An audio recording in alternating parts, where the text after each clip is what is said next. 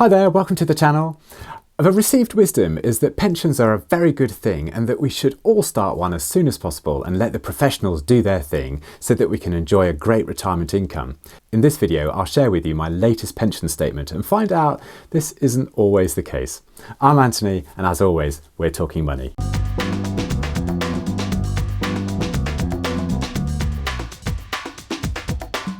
Okay, first off, I will never advise anyone that they should not start a pension as soon as they can. They're generally a very good idea, and the sooner you start, the more you get in your pension pot when you need it. This is especially true if your employer pays into your pension too, and especially if you're a higher rate taxpayer.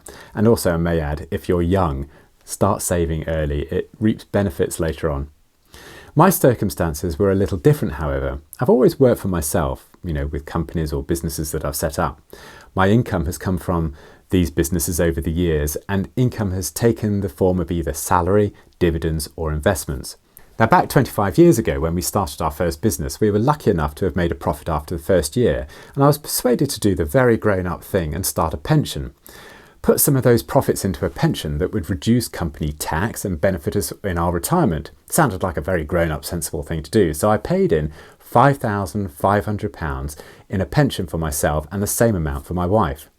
Now, when it came to the second year and the choice to pay into the pension again, I rapidly came to the conclusion that I could put my money into a PEP, which turned into an ISA in 1999. PEPs and ISAs were very similar in terms of how the tax was dealt on it.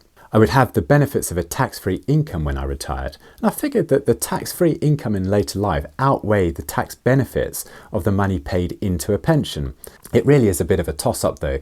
Whereas you pay tax on a pension income, you effectively get a tax benefit from payments into a pension, whereas with ISAs you get a tax-free income, but the money has been taxed when you pay into it. Because we could engineer roughly how much tax we paid, the tax benefit of a pension was definitely less than if I was an employee with another company. Anyway, all that being as it may, what I didn't budget on in my naive 20-something self was the notion that I cared more about my money than anybody else could. In the cold light of day, a pension fund manager does not get up in the morning and work hard for you. Regardless of what the promotional brochures say, they work for the commissions that they earn, and you can hardly blame them. There is a disconnect, therefore, between what they do every day and how you can live your life in retirement. Altruism is not a great feature in the financial industry. And so this is proved when I look at my latest pension statement. Now, bearing in mind that we've had now 25 years from my initial £5,500 to compounding growth, I would trust that this has now grown into a nice little nest egg that I can now draw upon once I reach 60. So let's have a look at the figures. So I paid in 1996 £5,500. By the end of 2020, it stands at a grand total of £10,700. So an increase of £5,200, nearly double in value. Brilliant, whoa, excellent.